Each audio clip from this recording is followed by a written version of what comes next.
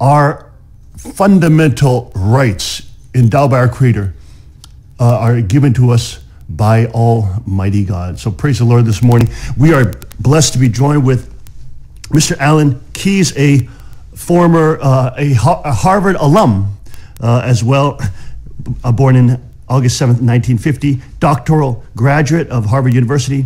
Mr. Keyes began his diplomatic career in the U.S. Foreign Service in 1979 at the United States Consulate in Mumbai, then Bombay, India, and later in the American Embassy in Zimbabwe. Mr. Keyes was appointed ambassador to the Economic and Social Council of the United Nations by President Ronald Reagan and served as Reagan's Assistant Secretary of State for International Organization Affairs from 1985 to 1987. In his capacities as a UN ambassador, Mr. Keyes was involved in the implementation of the Mexico City policy. Mr. Keyes has run for President of the United States in 96, 2000, and 2008. Also has hosted a radio call-in show, the Alan Keyes Show, America's Wake-Up Call from 1994 to 98. He was also simulcast by National Empowerment Television, and in 2002 hosted a television commentary show on MSNBC cable network. Alan Keyes is Making Sense. He is also a former columnist for World Net Daily, and we were able to see him on InfoWars the other day. Mr. Keyes, what a blessing to be able to talk to you this morning. Well, it's a blessing to be with you. Thank you. Well, thank you, sir, for all your service that you've done. My father, Reverend Moon, was so supportive of President Reagan. You may remember when he got elected, that Reagan landslide picture with the Washington Times. As my father was a very big conservative, as people in Washington know, and he loved Reagan. He was bringing back Judeo-Christian culture. He was protecting the unborn. I mean, Reagan was what a precious president we had in Reagan, and amazing that you were able to work with him. How did you get from Harvard to then working with President Reagan? Well, I was actually, I guess, throughout most of my life, I've been more conservative in my leanings. Starting in high school, I can remember having huge debates with all the leftists there, and that was only increased the more I learned about government. I decided to concentrate on the study of government, particularly the premises of the American founding and the constitutional regime established here in the United States. And the end result naturally brought me together with people who then ended up, I went into the Foreign Service after I finished my doctorate, as I figured I'd take a peek at the real world, having studied government and all of these other aspects of human political relations. And so I went to work in government for a while. And soon after I joined the Foreign Service, Ronald Reagan got elected to the presidency. And a lot of people I had known and studied with during the course of my career ended up in his administration. And so one of them, Paul Wolfowitz, ended up asking me to serve on the policy planning staff at the State Department. And by that means, I met others. And I had met Jeane Kirkpatrick when I was serving in India. We served on a panel there where we were having discussions with people who were from the side of the of India. Very interesting weekend. Well, it was actually more than a weekend. It was a week, I think, that we spent together talking about various things. And she and I ended up arguing very often on the same side of everything. And so we got to know each other pretty well. When she had a vacancy in New York, she asked me to go there and work under her as the ambassador to the Economic and Social Council. And then I ended up being appointed by Reagan to oversee all of the United Nations and the other kind of alphabet soup organizations at international organizations. So it was an interesting career, and I was really privileged to work with Reagan and get to know him a little bit. It was an enormous experience, and I think I still look back on it as the high point of my participation in government. Well, it's a tremendous thing.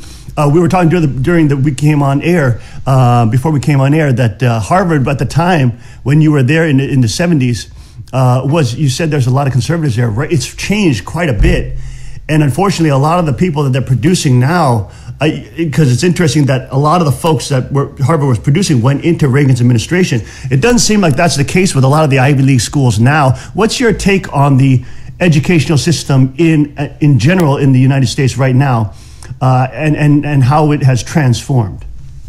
Well, I think sadly a lot of our most well-known institutions have fallen prey to a conscious strategic choice that was made after the era of that led up to World War II, that whole era in the 30s and 40s, when the communists in Europe found themselves losing to the National Socialists, right? The international communists lost ground to the National Socialists, who took over in various countries, ended up in the terrible war that was ultimately caused by fascist Nazi aggressions of various kinds.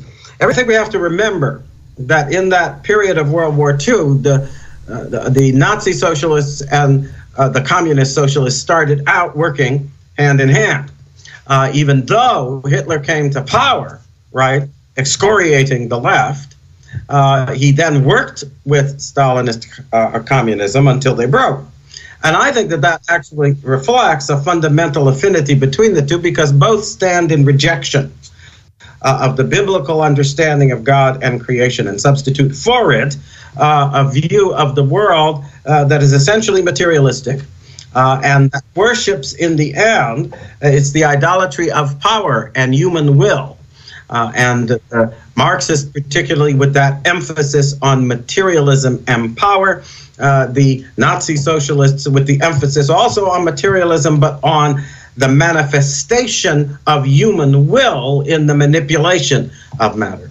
And so at the end of the day, both stand on a common ground that says no to God, no to his creation, no, therefore, to Christianity. And sometimes I think we forget this. But after the war, having suffered as they did in places like Italy and Germany, serious defeats at the hands of the left-wing socialists, the people who were part of that, they suffered defeats at the hand of the right-wing socialists. The people who were part of that left-wing socialist approach decided to learn from what the Nazis had successfully done, and they started on an effort that was implied in the Communist Manifesto to take over all the institutions of education, to start working with and taking over corporate institutions, all with a view to still achieving what was ultimately, first, the attack on and ultimately the dissolution of all those institutions, which they identified with capitalism, but which actually were premised in the United States and elsewhere on a fundamental respect for the authority of God. So all of it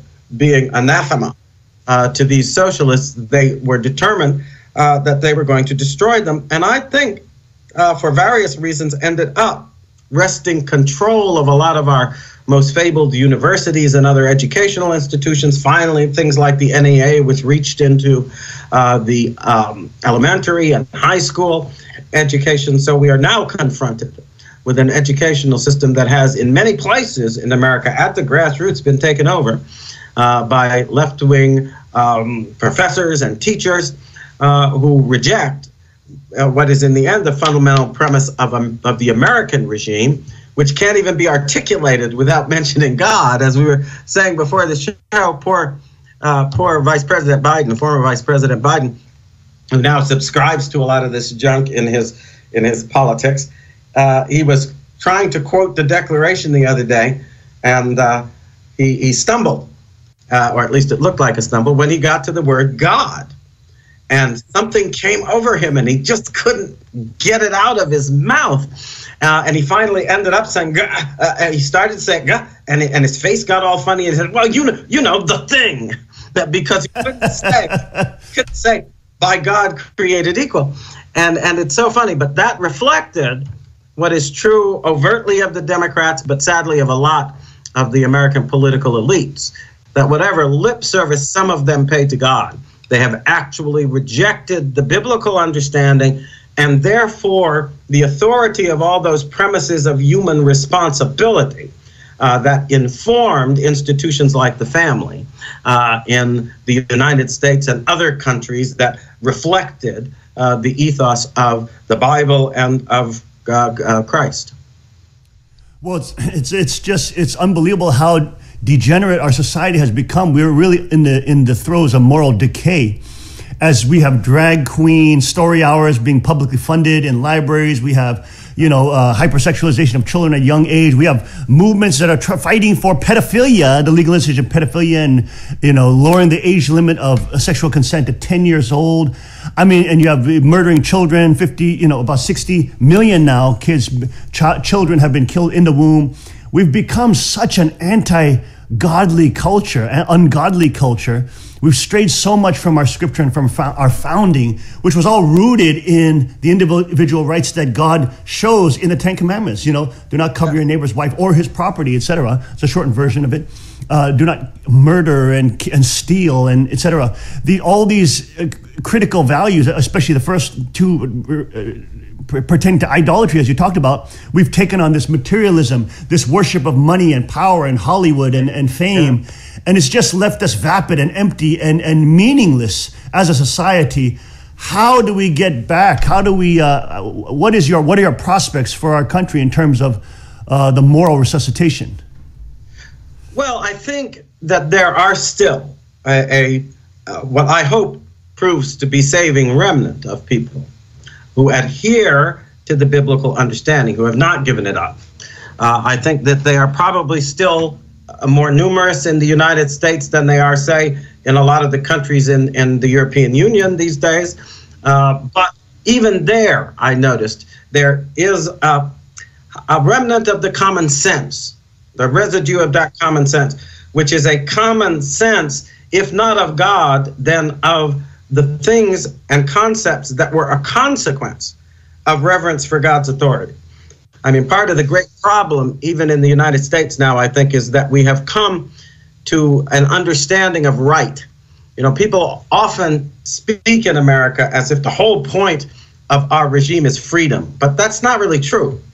The proper word that was used in the Declaration was liberty. And liberty was presented as a God-endowed, unalienable right. And if you think through the meaning of that whole concept, it focuses at first on God, right?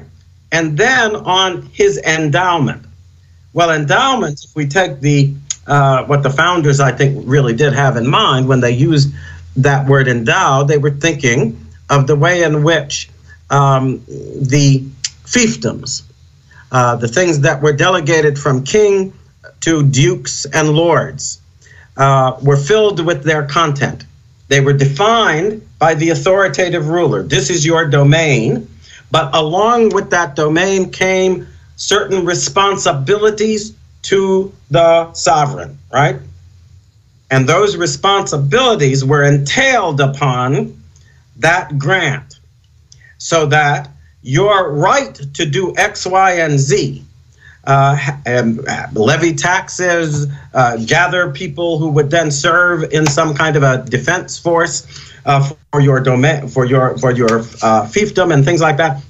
All those things were entailed upon the grant that had been made, which then gave you the authority under the ultimate authority of the sovereign to exercise certain legal powers, right? Well, that is how liberty is understood in the Declaration of Independence. It's an endowment of God.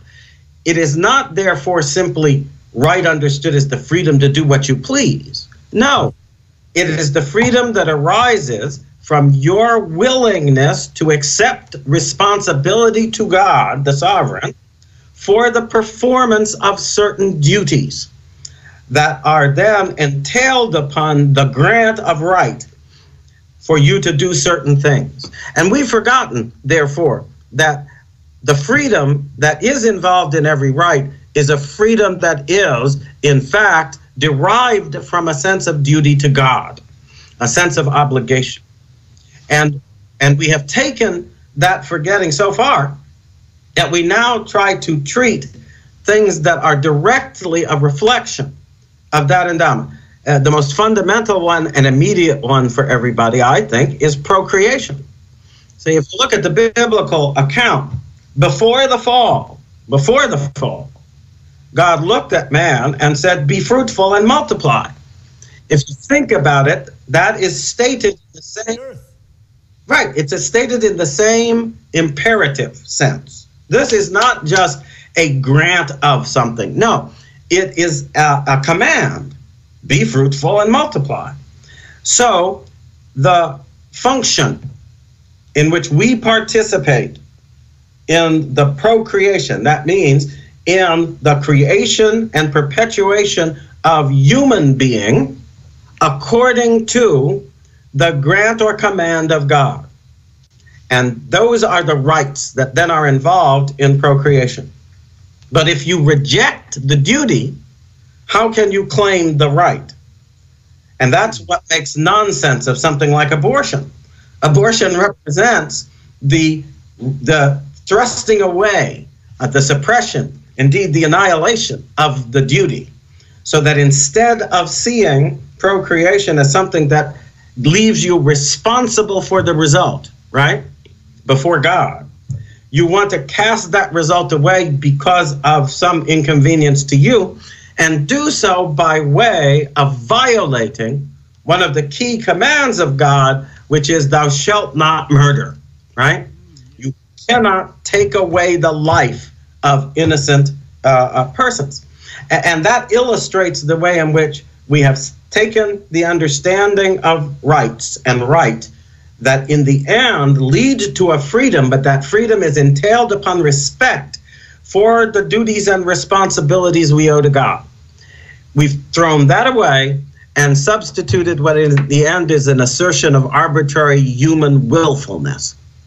And that arbitrary human will is then going to operate on the basis of our scientific understanding, in which we try to pretend that the order in the cosmos, the order that allows us to discover and then manipulate certain regularities in the way that the world of our existence works, we're going to act as if that is somehow our creation.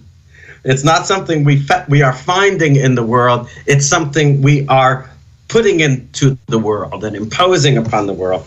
And at the end of the day, then, creativity becomes essentially an expression of human will and power. But that implies that the only constraint upon what results is power. And I think this is what left and right-wing socialism have in common, the idolatry of power, so that there is no constraint once you have established the superiority of your power. And what a lot of Americans don't realize when they're listening to Bernie Sanders and all these people making these promises that are all light and airy is that they will promise anything in order to get that power, but that their promises do not, once they have the power, in any way constrain their use of it. And that's why the end result has been not respect for equal justice or the equal responsibility of human beings before God, which then leads them to have rights that are insulated from the power of human government, because as long as you walk the path of God, you are hedged about with the protection of God, and you are authorized by the authority of God, and you may call upon mutually the power of God to vindicate what you do. But they've taken all that away.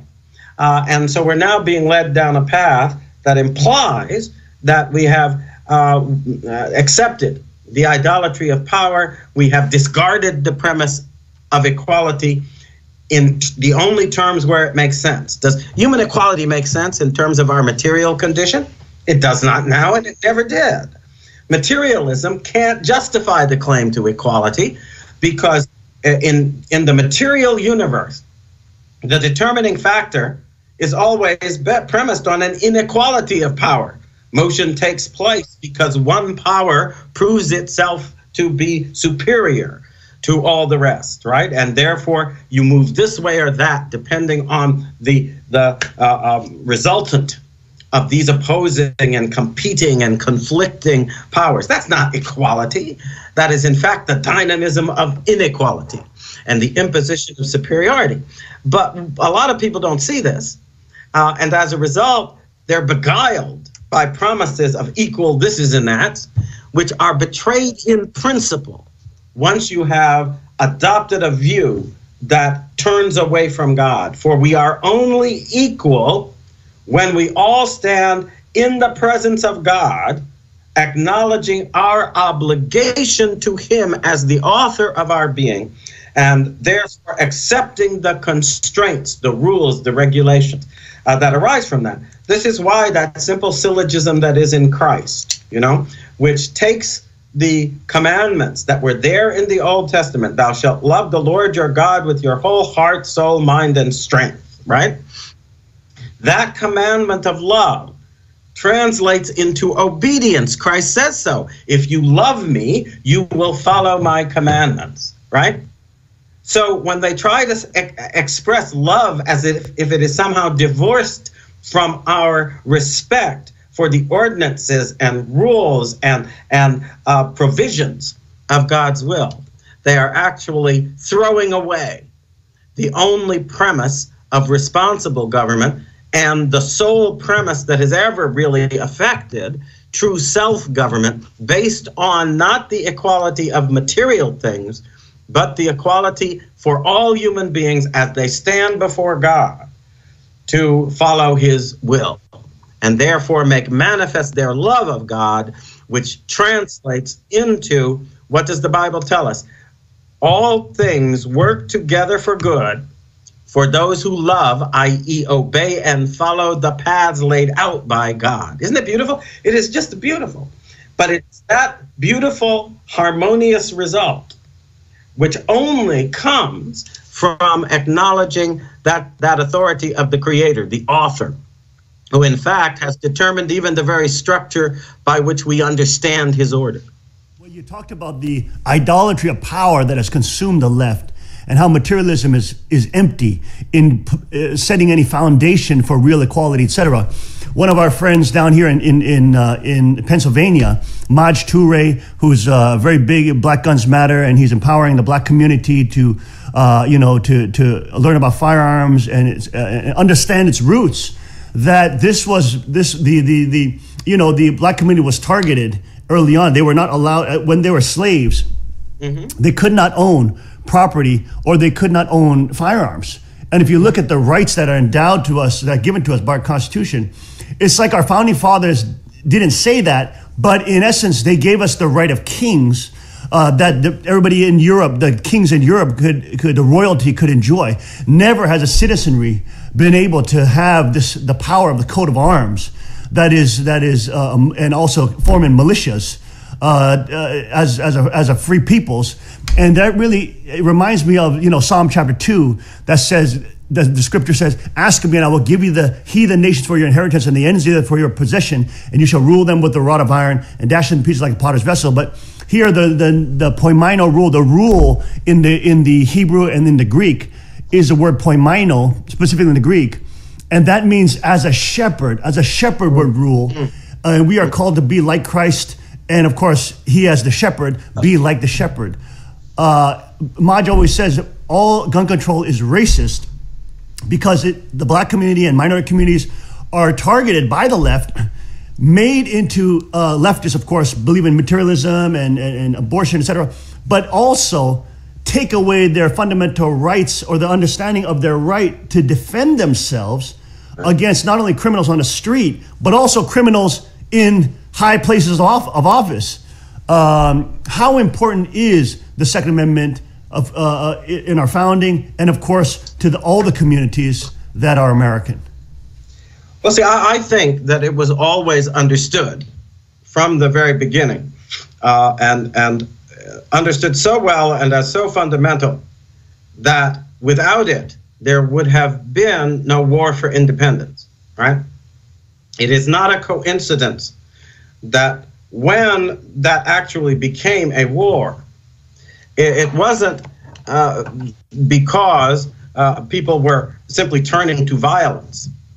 It was because they were resisting the imposition of laws made without their consent by force. And when the British king, through his ministers, started to mobilize, gather forces whose purpose was to remove from the hands of the colonists those firearms which they had gathered and which they needed in order to defend their communities, that was when the first shots were fired in the War of Independence. It was a war to defend that capacity that is required in order for us to fulfill our obligation to preserve ourselves and our families, right? And I love the connection that you made there with the root meaning, because that sense that when you are talking about rule, you're actually talking about rule informed by the obligation to care for, right? Yes. And the beauty of it is, here's what I am right now, for instance, talking to you from a conference that's about the right to life, the opposition to this business that you can kill your baby in the womb. Now, what's the relationship? They try to pretend that the Second Amendment is all about guns and killing people. Now, I beg to differ. The Second Amendment is about the consequence of the true meaning of our rights, because those rights have to do with what it is right to do in the eyes of God, and a responsibility that is in fact built into all of those whose bodies conform to the will of God, is a responsibility for participation in procreation, right? That's not something that's confined to nobles and kings and all these people who used to fancy themselves so important. Every human being as such comes into existence equipped to fulfill that mandate of God, be fruitful and multiply, which then is a way of taking responsibility for the perpetuation of humanity itself. So that happens to be an obligation that's not just about the selfish individual. It's actually about participating in and being bound to fulfill that which takes care of the good of the whole human community as such. Do you see what I'm saying? Yes. So the relationship between the individual preservation and the preservation of the whole community is clear in that God-endowed faculty of procreation. So what then results from that is a form of property. And I use that word, however, advisedly, because ultimately the word property is, well, we see the echo that is still there in when we speak of the properties of a given chemical, right? That means the activities or agencies that belong to that chemical, effects that it can produce in the world, right? That are a consequence of the way that it has been formed and informed by the will of God, which structures it. We now understand those sorts of things a little better than human beings did in ancient times or even a few hundred years ago, right? But it still boils down to the same thing, that the property is in fact a reflection of the will or command or regulation of God, which informs the structure of the chemical, which can then produce certain effects in the world. Well, we have the first, I think, and most clear form of property that human beings naturally have, and they have this property in a sense as a result of God's ordering, not as a result of their own will, is the capacity for procreation. And the fact that the result of that procreation, when we act according to the true relationship within our humanity between one expression of humanity and another, which is male and female. What is produced? What is produced is a child.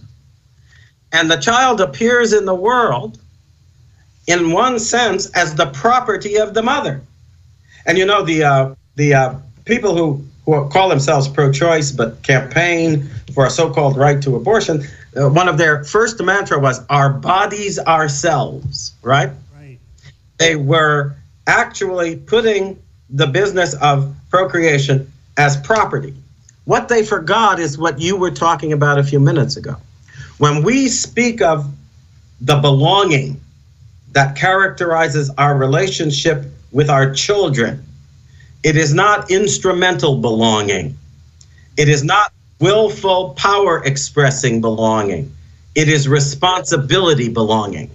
This is my belonging in the sense that it is that which has been entrusted to me by God according to his provisions, so that I am obliged by following those provisions to safeguard that which he has entrusted to me. You see that? Yes.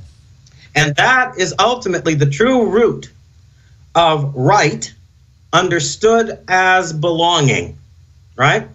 But in the end, the belonging does not reflect our will and our way and our being. It reflects rather our love of God, which leads us to accept his will, his way of being, and therefore his imposed obligation that has in us an expression of his love, not just for us as individuals, but for all mankind. It's really quite beautiful. And yet, when you try then to restrict it, you are forgetting that along with that obligation to preserve, there is what? And these two words are related for a reason: an obligation to protect. Right? Yes. And the obligation to protect includes trying to keep the child from various and assorted extremes, trying to care for the child so that it does not is not deprived of that which it needs for its life. And the way in which God first exemplifies that within the woman is to make it clear that when we are in the world, one of us is entirely dependent on another of us. There is a dependency that's involved in that. And when the child is separated from the woman's body, that sense of obligation, of having been bound together, persists. And I remember saying many times after birth, women will say that, my wife and others, that they are responding to the child in accordance with the memory. They see certain motions, and those motions correspond to what they felt from the child when the child was still in their womb. There is an identification there with the child in its separate being as the child that was part of her being. But that actually expresses a metaphysical truth. Metaphysical truth that though we appear to be separate, we are in fact an expression of the same being. But that being is not our being. It is the being of God, without which we have no being at all. For it is in him that we live and move and have our being. You see the beauty of it? I find that this understanding, which is from the Bible, captures the sense in which, though we are separated, yet we are one. Though we are many, yet we are one. Though we appear here and there in our various individual forms, yet we are bound through and by God to respect the form which in his intention he has imparted to us. And here's the kicker. That form is ultimately the same in terms of his respect for what we are. For what does God see in us? Like the mother who sees the child within herself, God, when he looks at man, sees the God within us. And he brought Christ. He sent Christ into the world to try to get us to understand that he's there. He did this, by the way, final point, in relation to that injunction which most clearly relates to the question of our arms. When he said, after the flood, and after he had, how can I put it, adjusted, as it were, the law of nature to take account of the abuse of human freedom, which is an aspect of our nature that tempts us to depart from our nature. You see what I'm saying? And in light of that aspect, he actually changed our dietary rules in order to give vent to what appears to be a consequence of our freedom, that we are under this irresistible impulse to go out and kill things. We have it in us, and the world was filled with violence on account of it, and so forth and so on. When he takes account of that which ultimately led to the flood, he looks at us and he gives us this change in diet. You can go and hunt. You can go and eat the flesh of living things, he says. But then he makes a clear provision. Whoso sheddeth man's blood, by man shall. That's an imperative like a command. His blood to be shed. So there's that sense that you have to understand this relationship. When you strike the other, you are striking a blow which implies your own annihilation, even as you seek to annihilate the other. But then he reminds us of what we do when we strike that blow. Because he says, for in the image and likeness of God made he man. So that murderous blow is not just a blow struck against another human being. It is a blow struck against the being who is, in fact, the essence of all our beings, and who, therefore, we reject when we commit murder. And that's an authorization. And that's an authorization to defend against the one who has shown by striking that blow that one, it's not that he has no respect for you and me and other human beings. It's that he is the one who has no respect for the image of God in us. And by striking the blow against God, he shows that he has cut himself off from all of the ties and obligations that bind us by our love of God to do the will of God. And that someone who therefore is in that condition is lawless and inherently dangerous. You see what I'm saying? It's extremely profound how you put it. I almost want to put it into writing and just write a book about it. It was so beautiful how you put it, Mr. Keys. Now, it's so like we talked about so many different topics, but I just want to jump forward to your take on President Trump and, of course, the current crisis that's happening around the world with the pandemic, the coronavirus that is smashing economies. And what's your take on the potential impact of this as it spreads in America on the economy and just America in general coming up before the election? How important is it for us to stay mobilized and active as a conservative party to get President Trump back in office? I think it's critical because and I need to articulate this carefully because it's obviously a matter of controversy. But I think we can't afford to make the assumption that everything that is going on in our situation consists of discrete episodes and events that are in no way related to one another. I think that that's a false understanding. Biblically based and approach things from the perspective that is recommended by God, in fact, in the way he presents his story in the Bible in its relation to man. Because in that story, we end up, on account of original sin, not for the time being, living in the garden where the presumption that all things work together for good has not been challenged by man's disobedience. See, because it's all things work for good for those who love the Lord.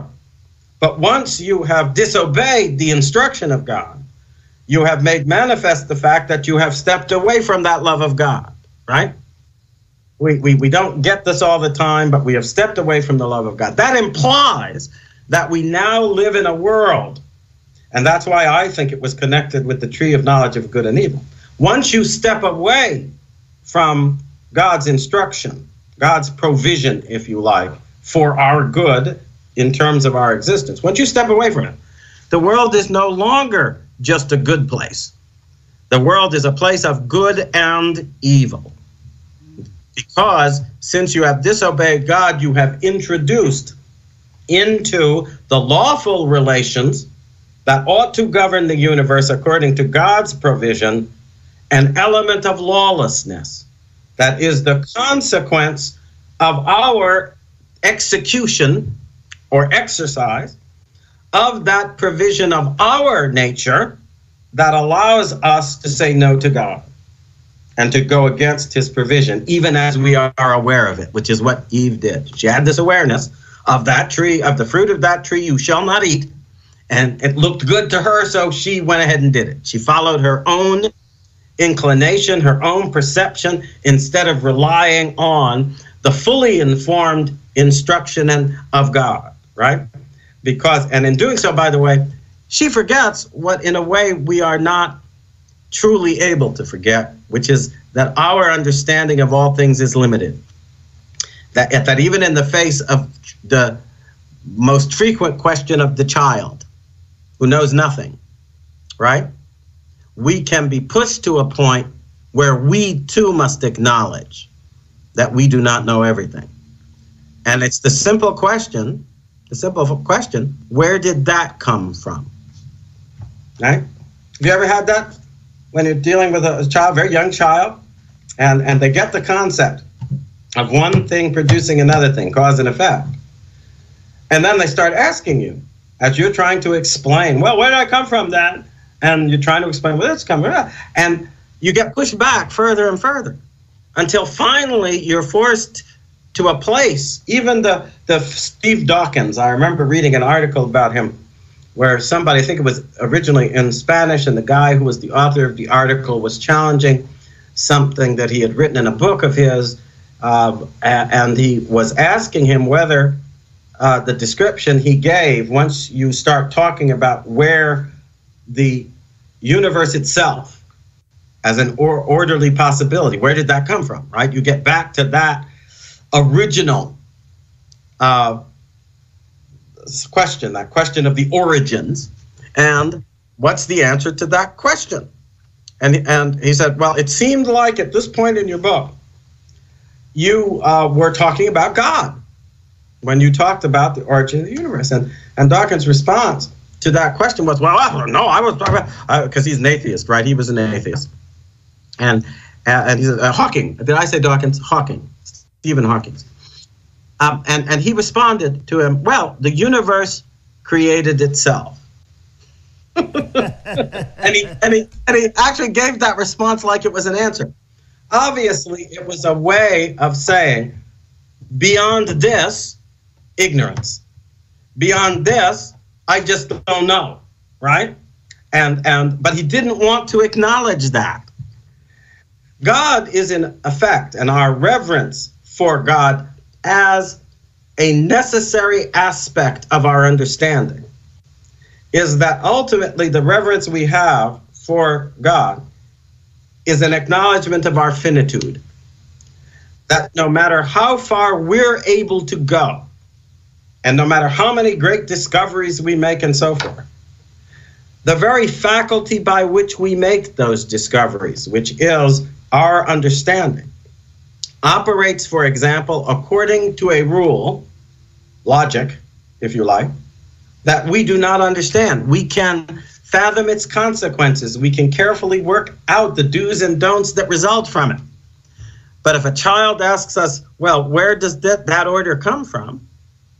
We are actually talking about that which is invisible and unknown, because it's precedent to the very possibility of our knowing anything. And there is a sense in which that understanding which we possess is then in the position of the eye that cannot be turned back upon itself, and therefore cannot fathom that which allows it to see. You understand what I'm saying? Yes. And at the end of the day, we therefore are in a position where we have to make provision for the presence of that being, for the being of the way of being that within itself, however unknown to us, accounts for the orderliness, first of all, of the faculty of our own understanding, whereby we can then start to perceive, discover, and otherwise make use of the order of things, the fact that there is a regularity in the behavior of things. So in that sense, God is inevitable, right? He's an inevitable assumption of our thought.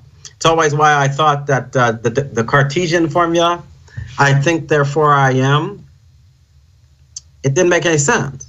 That's obviously not the way things are, because I think, therefore I am, begs the question of the being of thought, right? I am, but when I say I think, I am actually saying I am thinking. So I assume the presence of being in the activity of thought, but thought can't explain the presence of that being. You see what I'm saying? And no matter how far we go, we're always assuming the being from which the being that we can understand, discover, perceive with some aspect of our understanding comes. And we're also drawing on the pre-existing rule, which is a determination of the limits of our being. And that, by the way, is clearly captured in an ordinary experience most of us go through when we learn fundamental mathematics. The first time that you are struck by the consequence of a geometric proof, you find yourself in the presence. That's why it's called deliberation, I think, because you find yourself in the presence of a perceived relationship that has a consequence you cannot escape. It captures you. It binds you. The source of that binding is something you have to accept, but which you cannot fully explain. And that is an attribute of God. It's an attribute of the hidden capacity for ordering that is in the being that precedes all existence, and therefore precedes all kinds of knowing that we are capable of. And I think all the philosophers, Heidegger, all these people, Heidegger was the one who purported to take being most seriously. And yet when it came to this question, he was just like all the rest. He hid from the truth of his own ignorance. Interesting. Fascinating. It's always fun to explore ontology, epistemology, and you're talking about the faculty of thinking, understanding its ontological root, and how is that possible? It's very interesting, just the whole dynamic of that, and of course, why and people who say that God, being a theological starting point for liberty, is such an overused, maybe a overused sort of concept. But as you're describing today, it's so deep. It's so deep in its fundamental starting point.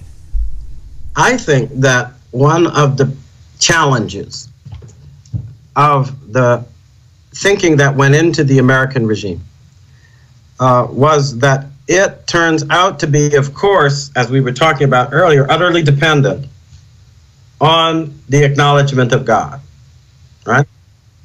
And they try, however, to pretend that, or they did try to pretend, that because we are capable of the scientific advances that we have achieved, using what they call the empirical method and all of this, we have achieved certain advances in our understanding of the way things work. And the way that the things that we are capable of perceiving and the regularities we are capable of perceiving, what is their source? And we keep pushing back little by little the frontiers so that we can explain what? Things that are visible in terms of effects that are visible that then allow us to trace regularities that we can manipulate in order to produce reliably certain effects by juxtaposing and arranging in a certain way these visible things, right? Well, then we got to a point where we could start to develop instruments that were like microscopes and telescopes that allowed us to see things that were, according to our faculties, just as they are, that were before that invisible. We couldn't see them. And now we can use these instruments to see them, and we can begin to understand their effects. And those instruments then go from being instruments that depend directly on our faculty of perception to being instruments that depend upon our faculty of understanding, so that we can perceive, not the things themselves, but in the effects of those things, regularities that suggest the presence of other things.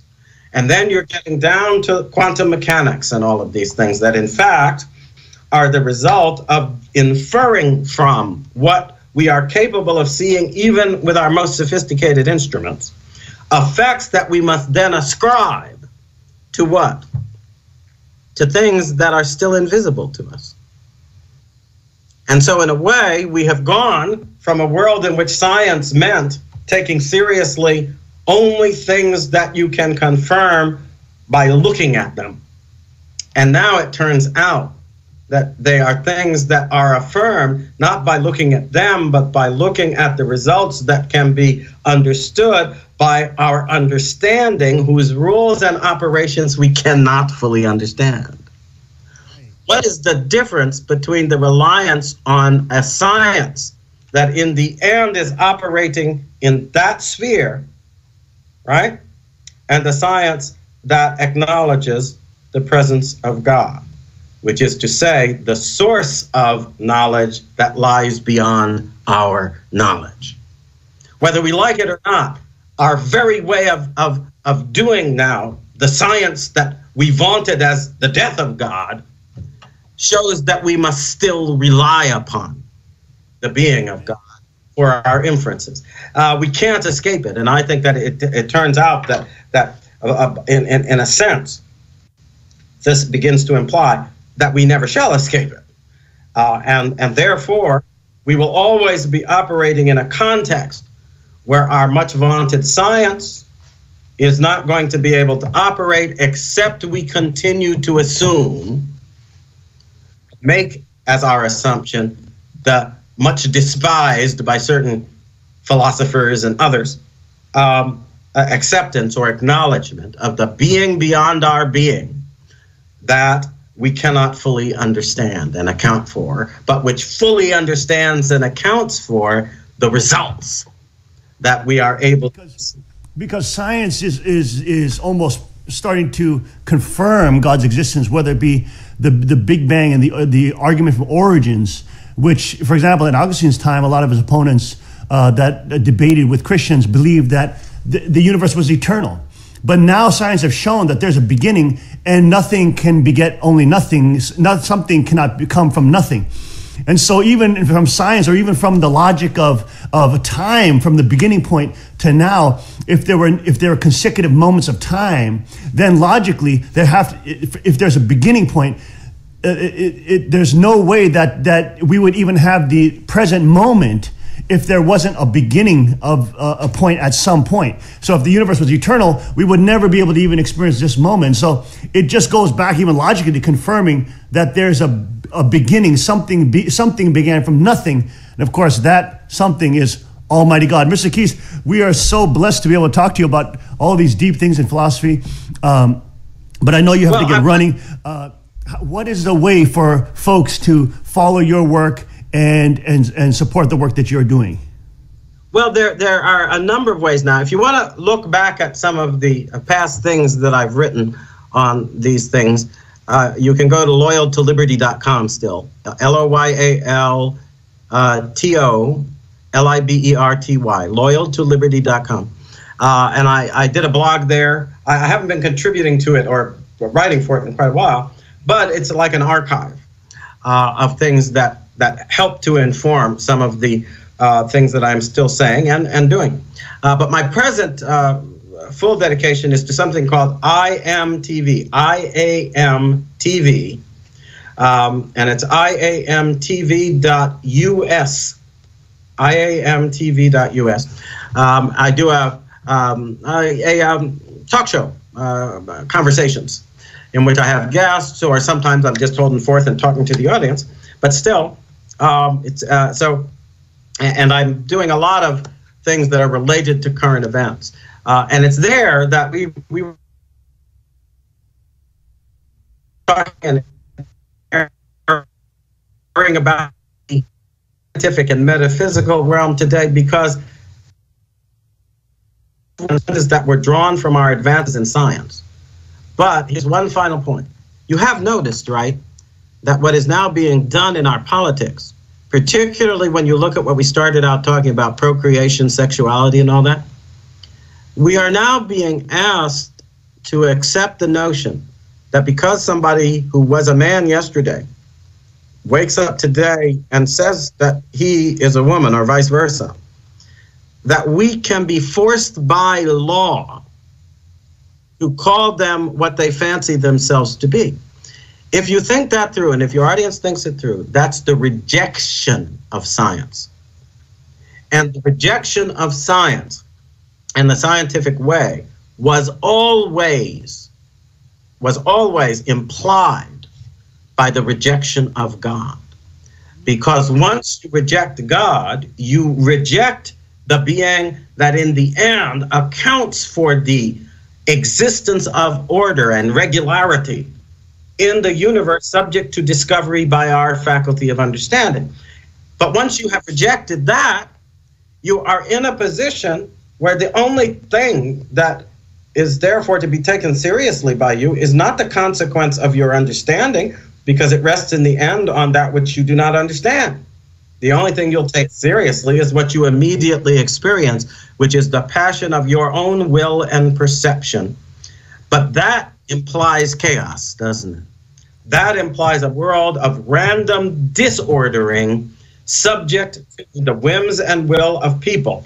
But the end result is not what the socialists and communists promise, a nice orderly world in which we live together in harmony and peace. It is a disordered universe in which the powerful devour all that is not as powerful, in an endless battle of all against all that never ceases, and that always threatens the annihilation of all life.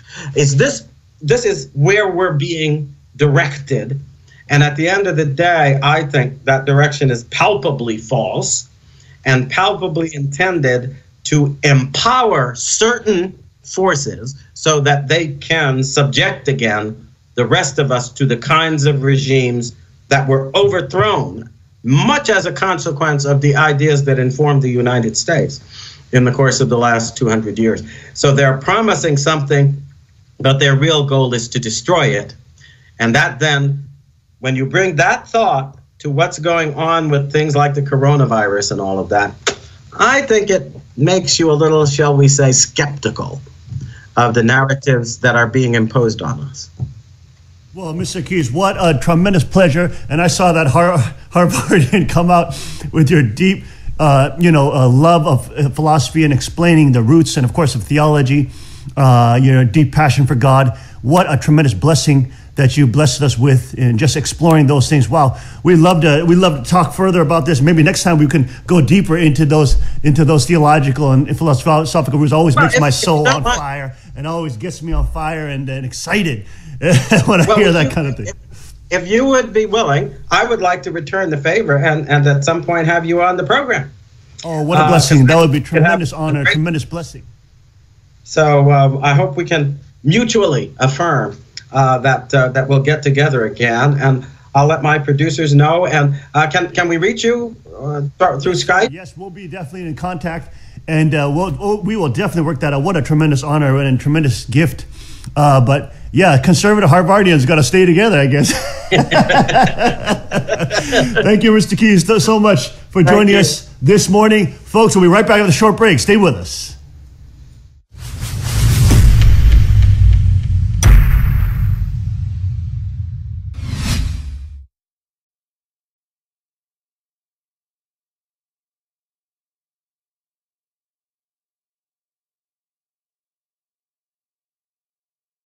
Breaking tonight, what's next? The cruise ship stranded off the coast of California with coronavirus patients on board will dock tomorrow. We have new details on where. Across the country, thousands of passengers will be quarantined. Start warning. A key official tells the vulnerable, if you are an elderly person with an underlying condition, if you get infected, the risk of getting into trouble is considerable. To stay off cruise ships, avoid large crowds and long trips as coronavirus cases continue to rise. Extreme action. 16 million people are on lockdown in Italy for nearly a month. Will it stop?